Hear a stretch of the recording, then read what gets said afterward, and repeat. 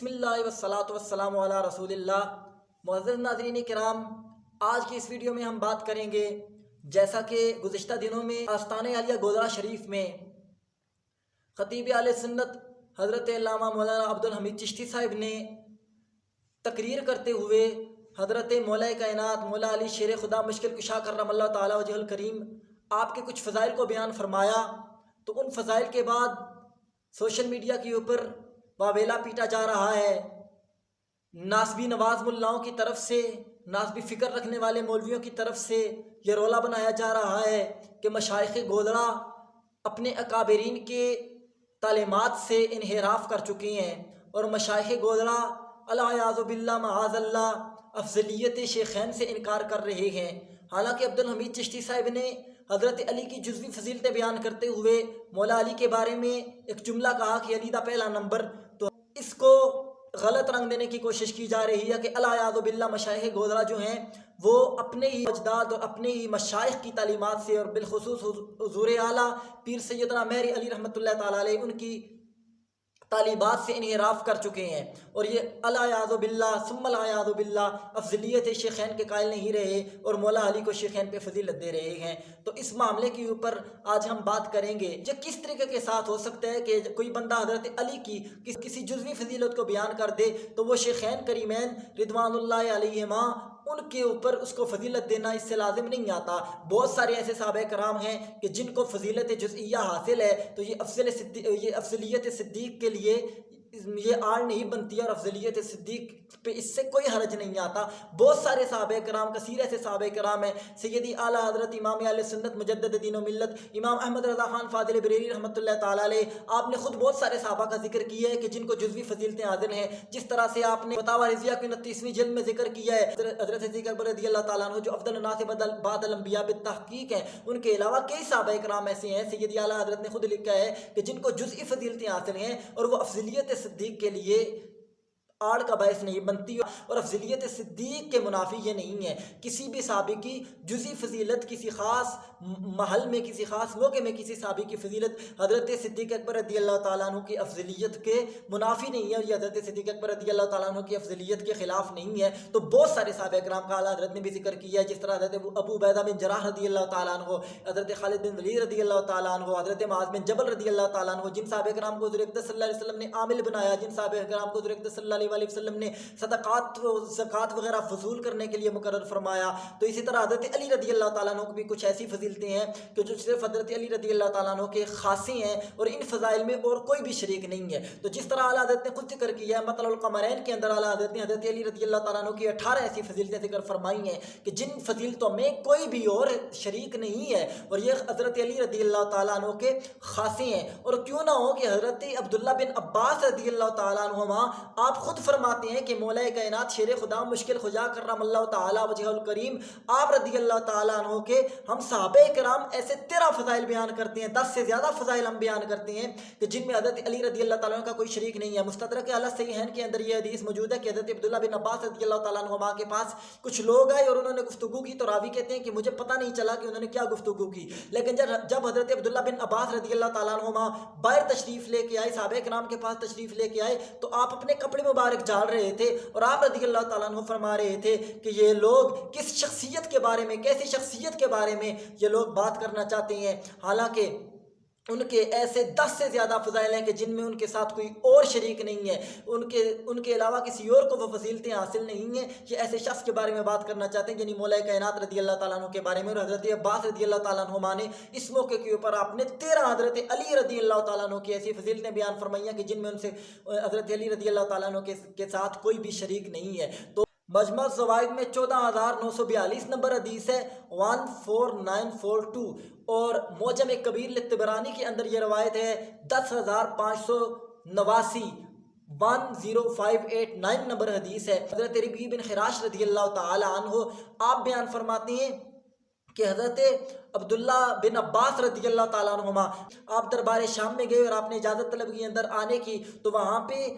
قریش کے قبیلوں کے مختلف لوگ وہاں پہ بیٹھے ہوئے تھے، قریش کے مختلف قبیلوں کے لوگ وہاں پہ بیٹھے ہوئے تھے، تو حضرت سعید بن عاص رضی اللہ تعالیٰ عنہ وہ بھی اس دربار میں موجود تھے۔ تو حضرت امیر معاویہ نے سعید بن عاص سے کہا کہ میں عبداللہ بن عباس سے ایسے سوال کروں گا کہ وہ ان کے جواب میں لاجواب ہو جائیں گے۔ عباس نے جواب دیا کہ حضرت عبداللہ بن عباس جیسی ہستی کبھی بھی آپ کے سوالوں کے جواب میں لاجواب نہیں ہوگی، وہ آپ کے سوالوں کا جواب ضرور دیں گے۔ عبداللہ بن عباس رضی اللہ تعالیٰ عنہ جب اندر تشریف لائے تو ان سے حضرت امیر معاویہ نے پوچھا کہ آپ کا حضرت ابوبکر صدیق کے بارے میں کیا خیال ہے، پھر ان سے پوچھا آپ کا حضرت عمر فاروق کے بارے میں کیا خیال ہے، پھر ان سے پوچھا کہ آپ کا حضرت عثمان غنی رضی اللہ تعالیٰ عنہ کے بارے میں کیا خیال ہے، تو پھر ان سے پوچھا کہ حضرت علی کے بارے میں کیا خیال ہے۔ عباس رضی اللہ تعالیٰ عنہ نے وہاں پہ تاریخی جواب ارشاد فرمایا۔ تو جب حضرت امیر معاویہ نے حضرت صدیق اکبر کے بارے میں پوچھا کہ آپ حضرت صدیق اکبر کے بارے میں کیا کہتے ہیں، تو حضرت عباس نے تاریخی جواب ارشاد فرمایا۔ آپ نے اس کے جواب میں فرمایا رحم اللہ ابا بکر کانا واللہ بالقرآن تعالیٰ وعن المیل نائیا وعن الفحشاء ساغیا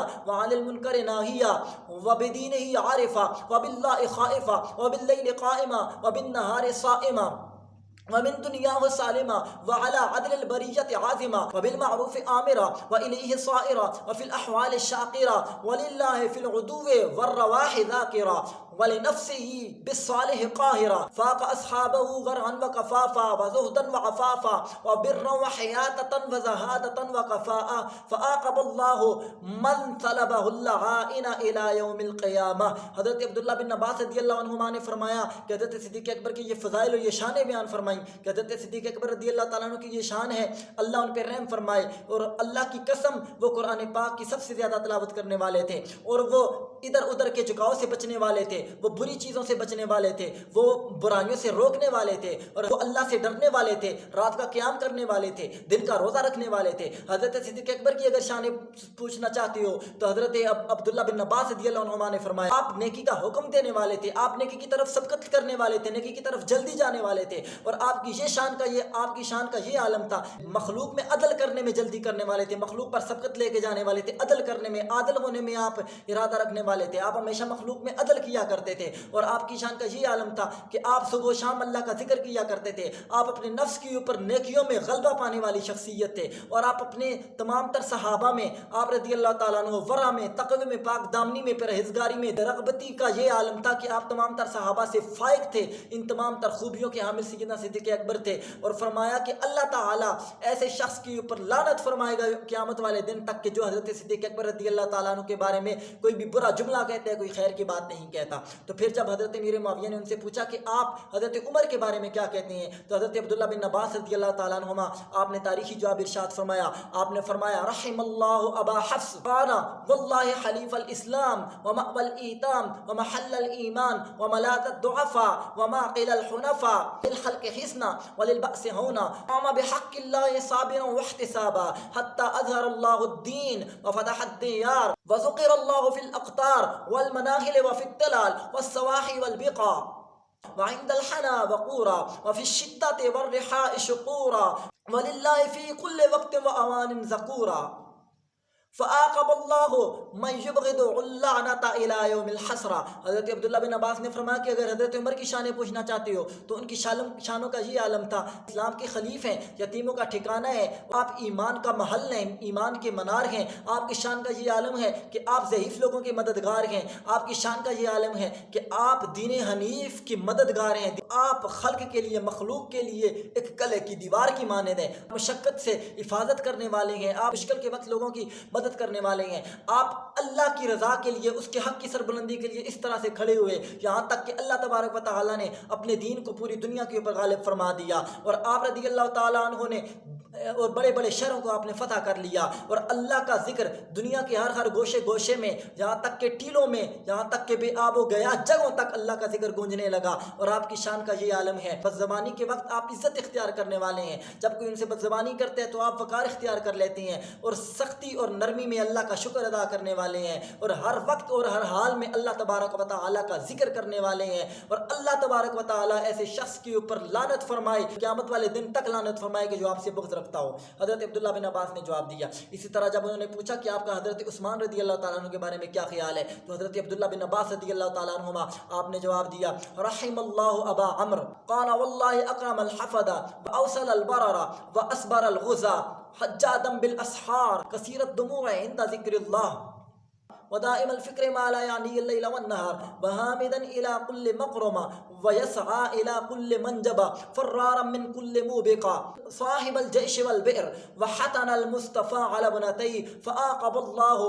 من سبہ اللعنة الى یوم القیامہ۔ آپ نے فرمایا کہ حضرت عثمان غنی رضی اللہ تعالیٰ عنہ کی یہ شان ہے کہ آپ مخلوق میں سب سے کریم ہیں اور آپ سب سے زیادہ صلح رحمی کرنے والے ہیں، آپ تمام تر غازیوں میں سب سے زیادہ صبر کرنے والے ہیں، تہجد پڑھنے والے ہیں، سحری کے وقت سب سے زیادہ تہجد گزار ہیں، اور آپ اللہ کا ذکر کرتے ہوئے سب سے زیادہ آنسو بہانے والے تھے، اور آپ اللہ کے خوف کی فکر میں آپ رویا کرتے تھے۔ آپ کی شان کا یہ عالم بیان فرمایا کہ آپ رضی اللہ تعالیٰ عنہ بلائی کے کاموں کی طرف، عزت داری کے کاموں کی طرف جلدی کرنے والے تھے، اور آپ رضی اللہ تعالیٰ عنہ خیر کے کاموں کی طرف جلدی کرنے والے تھے، اور آپ رضی اللہ تعالیٰ عنہ برائی کے کاموں سے دور بھاگنے والے تھے۔ سخت میں جیش اسرت کے وقت آپ مدد کرنے والے ہیں، اور اسی آپ حضور اکرم صلی اللہ علیہ وسلم کے لیے کنواں خرید کے وقف کرنے والے ہیں۔ اور حضرت عبداللہ بن عباس نے فرمایا کہ حضرت عثمان غنی رضی اللہ تعالیٰ عنہ کی شان کا یہ عالم تھا کہ آپ رضی اللہ تعالیٰ عنہ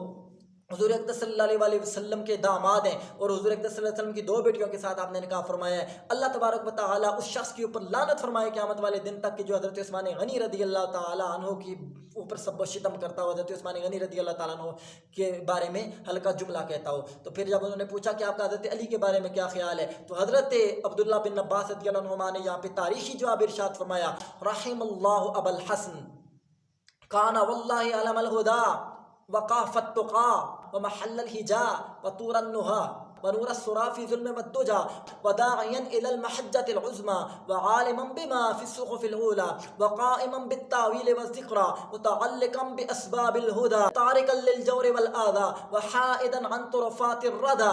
وخير من آمن واتقى وسيد من تقمص وارتدى وافضل من حج وسعى واسمح من عدل وسوى واخطب اهل الدنيا الا الانبياء والنبي المصطفى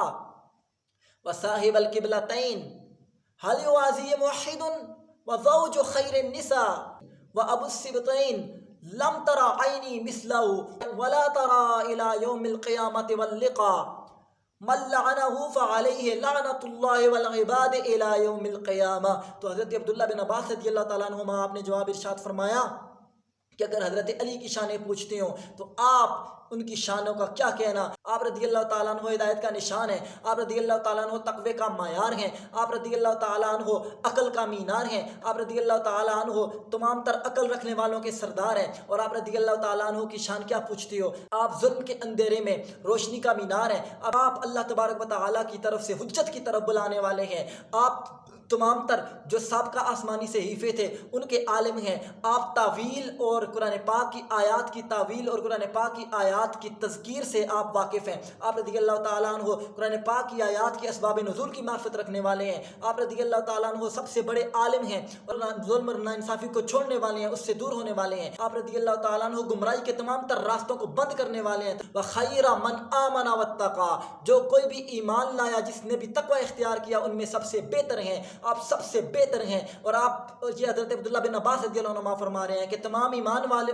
لانے والوں میں سے، تمام متقی لوگوں میں سے سب سے بہتر اور سب سے افضل مولا علی ہیں، علی کا پہلا نمبر ایمان لانے والوں میں ہے۔ اور آپ نے فرمایا وَسَيِّدَ مَن تَقَمَّصَ وَارْتَدَى، دنیا میں جتنے لوگ قمیص پہنیں گے اور چادر اوڑھیں گے ان میں سب سے بہتر مولا علی ہیں، ان کے سردار مولا علی ہیں، ان سے افضل مولا علی ہیں۔ فرمایا وَأَفْضَلَ مَنْ حَجَّ وَسَعَى، جس نے حج کیا، جس نے سعی کی، حج کرنے والوں، سعی کرنے والوں تمام تر لوگوں میں سے سب سے افضل مولا کائنات مولا علی ہے، علی کا پہلا نمبر ہے حج کرنے والوں میں، علی کا پہلا نمبر ہے سعی کرنے والوں میں۔ اور حضرت عبداللہ بن عباس رضی اللہ تعالیٰ عنہما نے اپنا عقیدہ یہ بیان کر دیا، آپ نے فرمایا کہ دنیا میں جو کوئی عدل کرنے والا ہوگا، انصاف کرنے والا ہوگا، حضرت علی ان میں سب سے زیادہ سخاوت والے ہیں، ان سب سے بڑھ کر ہیں، ان سب سے افضل ہیں، ان سب سے بہتر ہیں۔ اور حضرت علی رضی اللہ تعالیٰ عنہ فیاضی میں، عدل میں سب سے بہتر و افضل ہیں۔ انبیاء کے بعد اور نبی مصطفیٰ صلی اللہ علیہ وآلہ وسلم علیہ السلام کے بعد سب سے افضل و بہتر خطیب اگر اس امت میں کوئی ہے تو حضرت علی ہیں۔ اور پھر آگے خود ہی فرمایا کہ آپ صاحب قبلتین ہیں، دونوں قبلوں کی طرف آپ نے منہ کر کے نمازیں پڑھی ہیں، اور آپ کی شان کا یہ عالم ہے۔ حل یوازی موحد، کیا کوئی ایک شخص بھی ان کے برابر ہو سکتا ہے؟ ان سے کسی کا موازنہ کیا جا سکتا ہے؟ کیا کوئی موحد ان کے برابر ہو سکتا ہے؟ کوئی توحید والا، کوئی اللہ کا کلمہ پڑھنے والا ان کے برابر ہو سکتا ہے؟ یقیناً حضرت عباس کہہ رہے ہیں کہ ان کے برابر کوئی نہیں ہو سکتا۔ آپ نے سوالیہ انداز میں کہا حل یوازی موحد، کوئی کلمہ گو ان کے برابر کس طرح سے ہو سکتا ہے؟ وزوج خیر النساء، حالانکہ مولا علی سب سے بہتر عورتوں میں سب سے بہتر کے زوج ہیں، سیدہ کائنات کے شوہر ہیں، اور حضرت علی رضی اللہ تعالیٰ عنہ سبتین کریمین حسنین کریمین کے والد ہیں۔ حضرت عبداللہ بن عباس فرماتے ہیں لم ترى عینی مثلہ، میری آنکھ نے حضرت علی جیسا کوئی دیکھا ہی نہیں ہے، ولا ترى الی یوم القیامۃ واللقاء، اور میری آنکھ قیامت تک